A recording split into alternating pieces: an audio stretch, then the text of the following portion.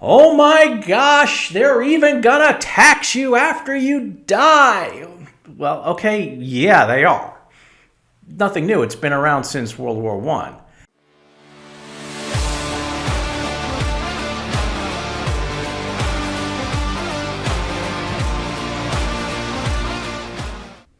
Hi, this is Jeff Marsocci, the Plain English Attorney, and we're going to kind of get a little bit back to basics. It's something that we haven't really talked about much.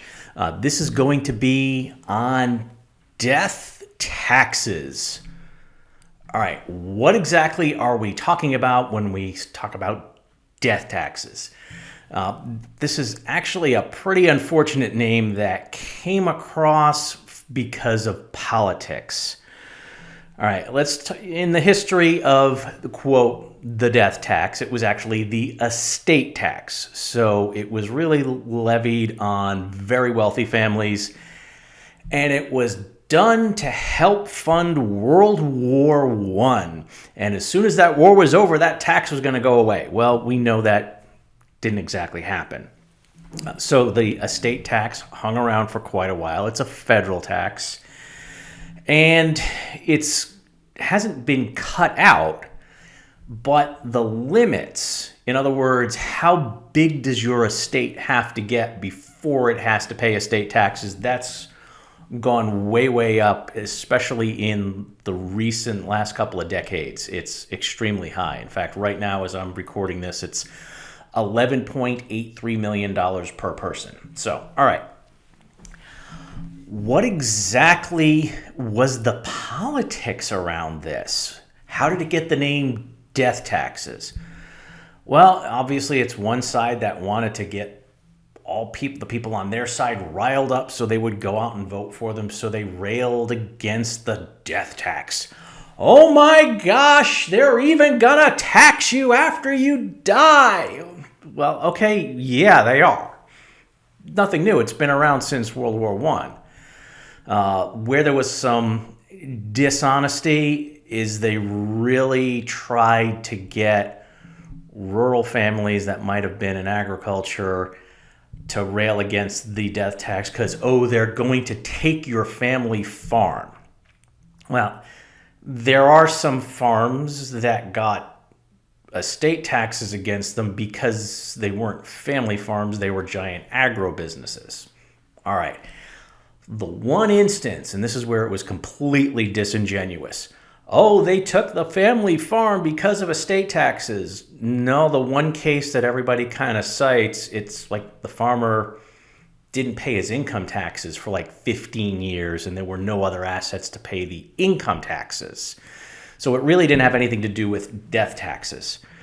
All right, but now let's talk about exactly what are the different kinds of death taxes, because it's not just the estate tax. And in fact, for most of my clients, what we have to worry about is the last one I'll talk about. Wait till we get to the end and I'll run through that one in a little more detail. All right, first, we have to understand whether it's a tax on the giver/deceased person or the receiver or the beneficiary.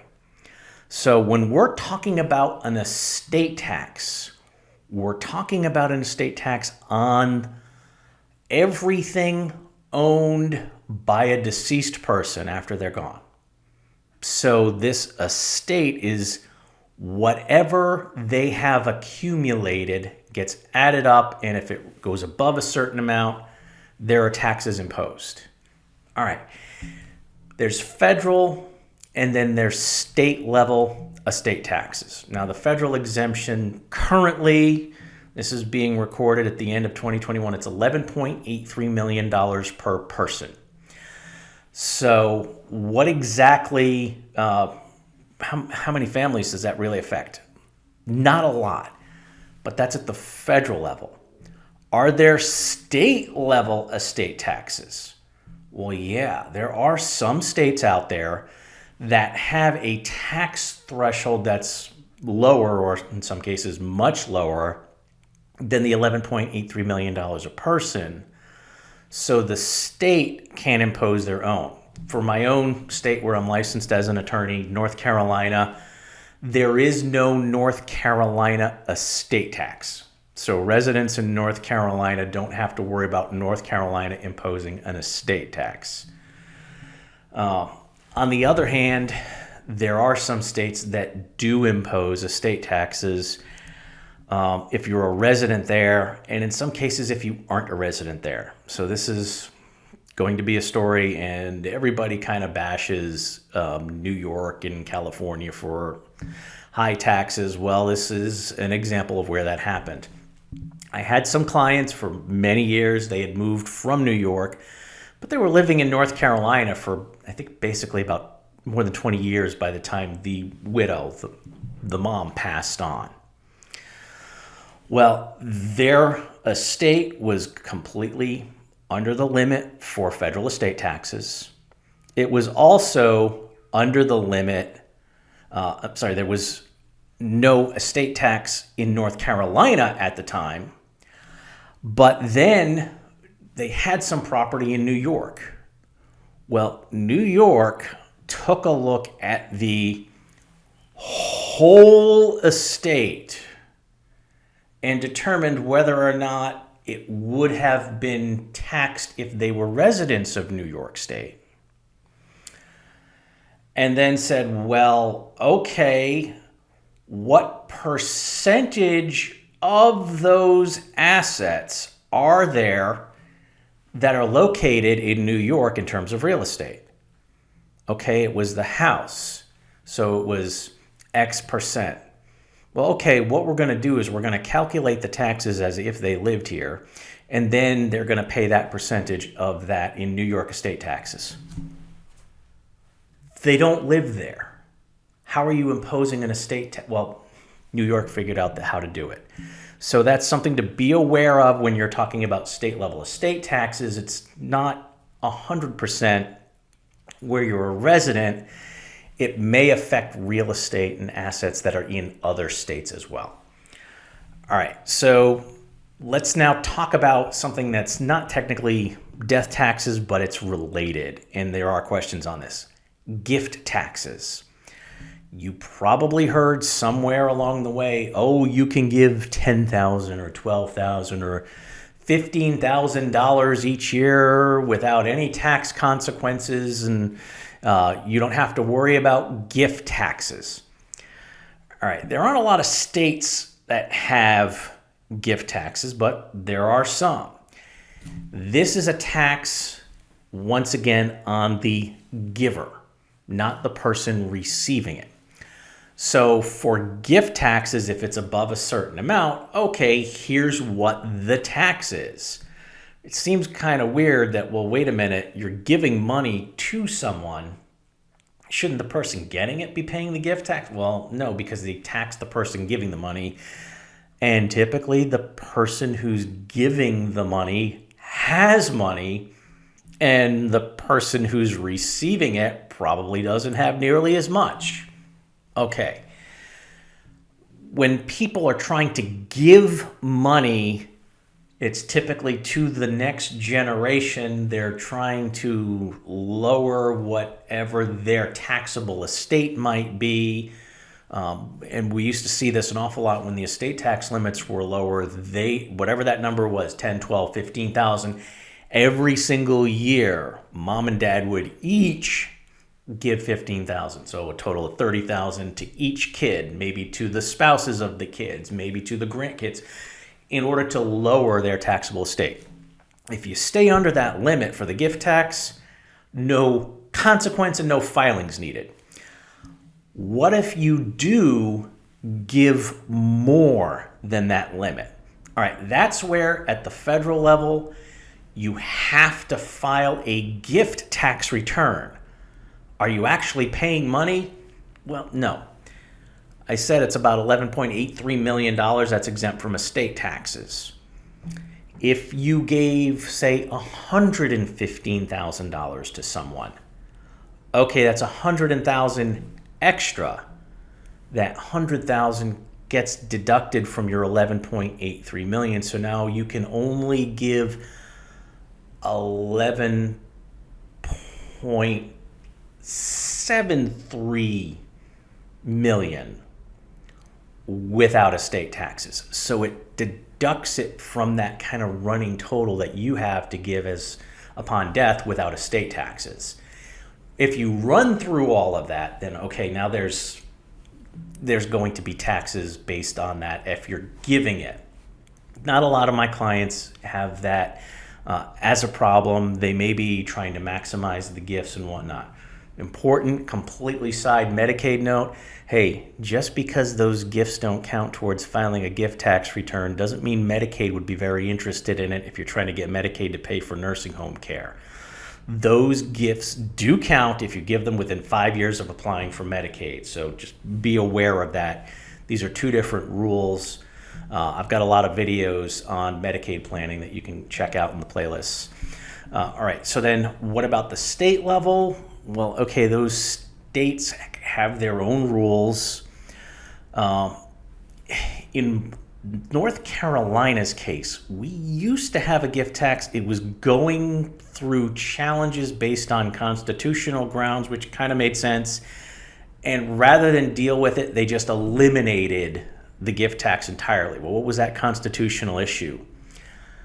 They were taxing people at different rates depending on who they were giving the gift to. If you gave it to a spouse, no taxes. You gave it to a child, I believe it was an extremely small amount, a small percentage.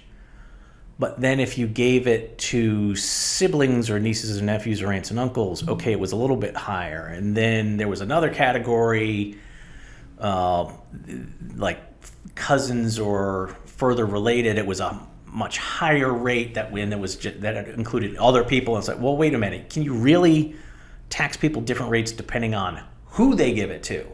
We can exempt like spouses or children. But charging a different rate just because you gave it to a nephew rather than a cousin, that was probably going to get tossed on constitutional grounds. But we don't have to worry about that in North Carolina anymore. But that's how the gift tax was going to work. All right. Now we're getting to, well, what if you're receiving an inheritance? If you're receiving an inheritance after someone dies, does the person receiving the money have to pay any kind of, quote, death tax? There is no federal inheritance tax. I can tell you North Carolina doesn't have an inheritance tax, and most states don't, but there are a few. And in those states, yeah, you're paying a tax if you're a beneficiary. Oh my gosh, how can we plan to avoid that? Well, you can't really unless you can get your beneficiaries to change states. It's one of those things where you really can't plan a lot for it. Your beneficiaries are the ones who would have to plan for it, and usually whatever that tax rate isn't worth them uprooting their whole lives and moving to another state where they're going to not have to worry about an inheritance tax. All right.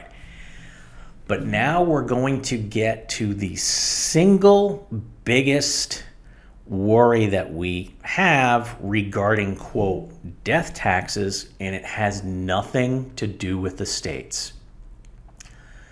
It's inherited income taxes.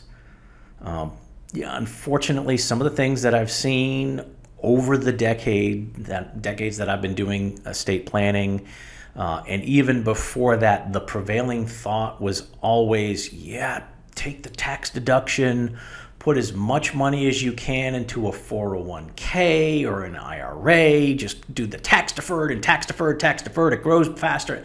Well, yeah, it does.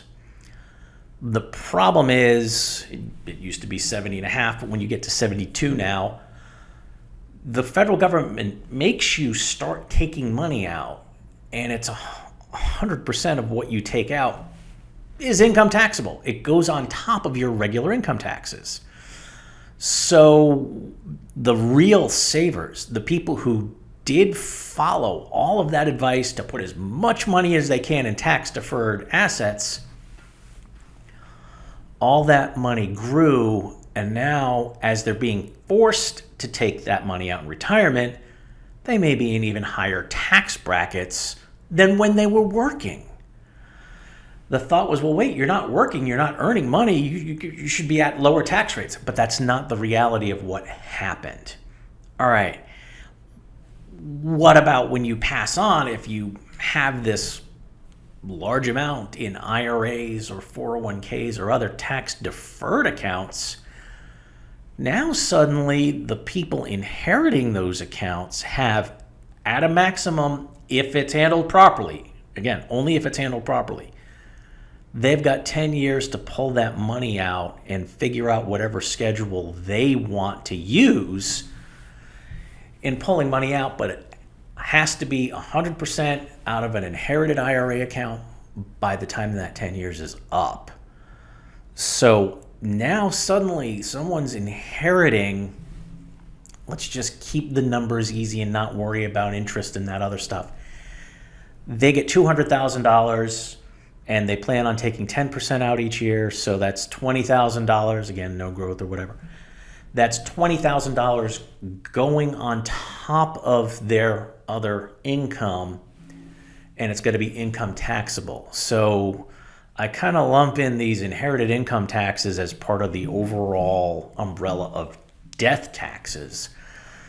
And it's what we're looking at and planning for as much as possible. Now, this is also something where we have to coordinate a lot more with the financial advisors that we work with. They're starting to see that this could be a significant problem, especially if life expectancy continues to grow. I think it's taken a little bit of a dip in recent years, but it's probably going to end up going back up. That money's still going to keep compounding, and those amounts are going to still keep compounding. So what they're leaving behind is also going to grow. They're not just taking out required minimum distributions, they're taking more out if their beneficiaries might be paying higher rates at the time they might inherit it. So this is actually leading some families to kind of plan their income taxes together as a unit to make sure that the beneficiary that gets the least amount of money is the federal government. Because if you do have a tax deferred account, believe me, the federal government is one of your beneficiaries in that form of income taxes. So that's really the ballgame now. When we're talking about tax planning for the vast majority of my clients, it's not estate taxes, it's inherited income taxes for the next generation that we have to worry about when we're talking about death taxes. All right, well, I hope you found that information useful. We do have a good estate crash course where we're going to be putting more information in on tax planning when you're planning your estate. It's at estatecrashcourse.com. So go ahead and check that out, and check out the other videos in the playlist.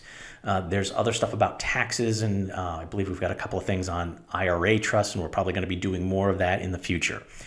So please, as always, like, subscribe, turn on notifications. It really does help us keep making this content.